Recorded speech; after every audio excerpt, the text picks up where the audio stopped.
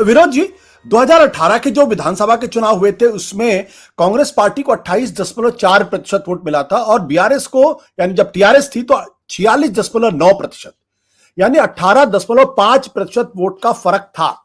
क्या आपको लगता है कि 5 सालों में कांग्रेस पार्टी इतने बड़े फर्क को कवर कर पाएगी? यानी उसको गेन अगर करना होगा तो कम से कम 10 से 12% वोट गेन करना पड़ेगा, तब जाके वो बीआरएस को चैलेंज करने की स्थिति में होगी।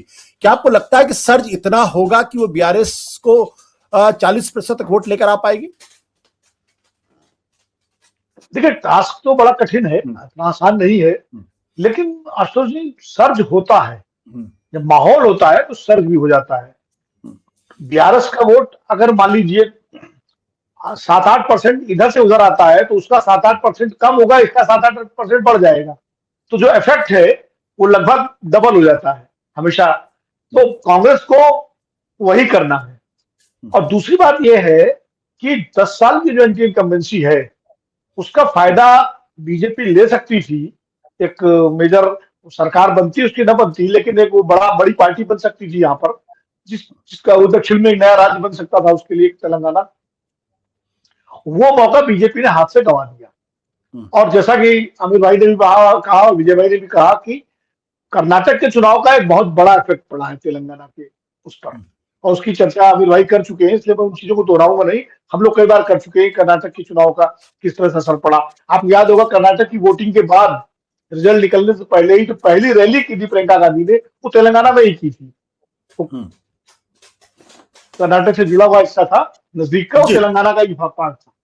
दूसरा क्या है कि जो वहां रेवंत रेड्डी जो कांग्रेस के प्रदेश अध्यक्ष हैं, ये हमारे दोनों मित्र ज्यादा बेहतर बता पाएंगे क्योंकि मैंने तो यहाँ से जो सुना है मित्रों से, तो उन्होंने लगभग काफी मेहनत की है, लगभग उसी तरह मेहनत की है जैसी कभी राजशेखर रेड्डी ने आंध्र प्रदेश में की थी, जब चंद्रबाबू नायडू का बिल्कुल सीईओ की तरह काम कर रहे थे और पूरा उनका shining Andhra Pradesh, silicon valley, सारी चीजें जो है उनकी खाते में दर्ज थी। उस वक्त राजशेखर रेड्डी किसानों में घूम रहे थे और घूम घूम करके जो उन्होंने माहौल बनाया था उसका फायदा 2004 में कोई नहीं सोच सकता था कि आंध्र प्रदेश में कांग्रेस आ जाएगी लौट के चंद्रबाबू के मुकाबले, लेकिन आई और ढंग से आई। और उसके बाद 2004 और 2009 के लोकसभा चुनाव में राजशेखर रेड्डी ने जो कमाल किया,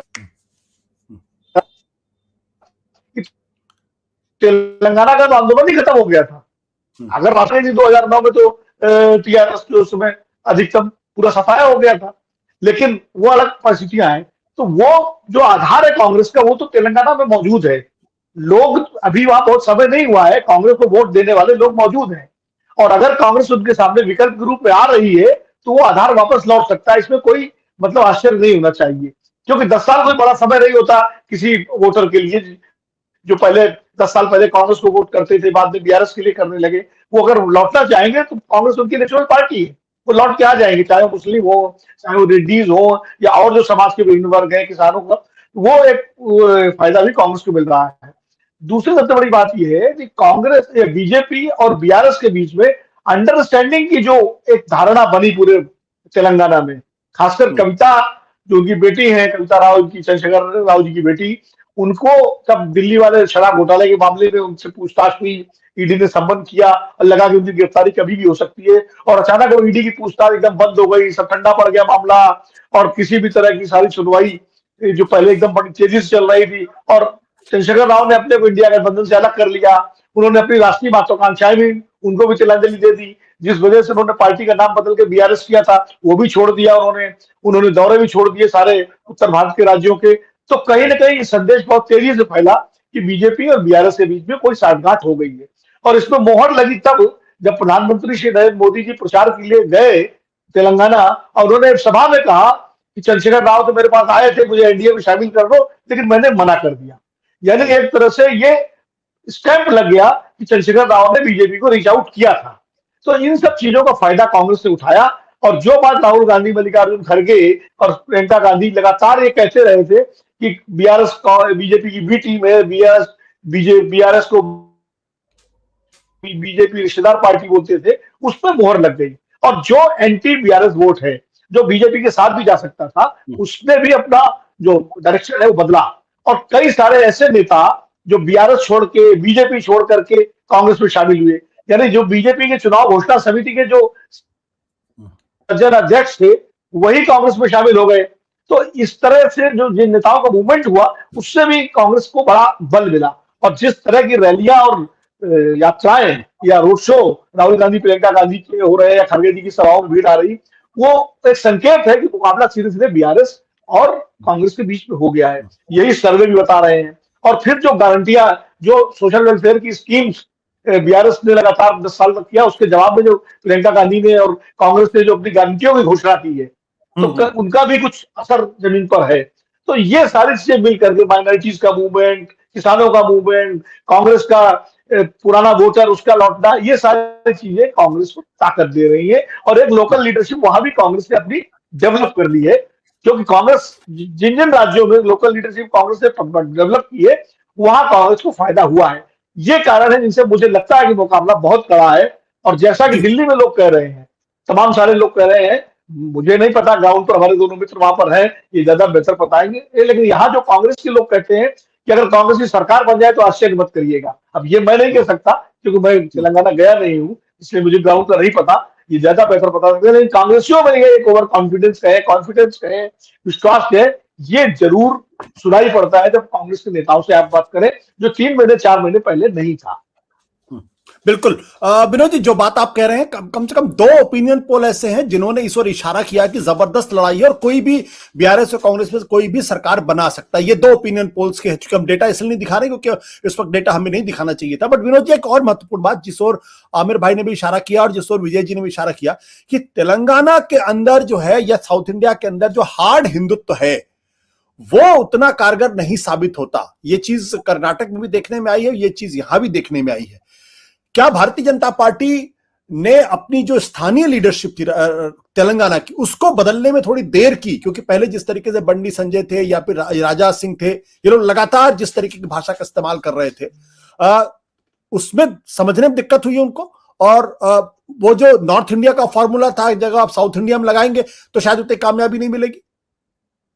विनोद जी, देखिए आशुतोष जी, आपको याद होगा कि बचपन में हर मोहल्ले में कुछ डॉक्टर हुआ करते थे जिनके पास आप जाएं तो वो पीने के लिए, चाहे कोई बीमारी हो, बुखार हो, खांसी हो, सर्दी हो, जुकाम हो, पेट दर्द हो, एक लाल दवाई दे देते थे, लाल मिक्सचर, ये पी लो ठीक हो जाएगा। अब कभी ठीक होता था, कभी नहीं ठीक होता था, लेकिन वो उसको मानते थे यही एक दवाई है जो हर बीमारी का इलाज है। भारतीय जनता पार्टी की समस्या वही है, उसको लगता है कि हिंदुत्व जो है वो अरुणाचल में भी चल जाएगा, मिजोरम में भी चल जाएगा, केरल में भी चल जाएगा, कर्नाटक में भी चल जाएगा।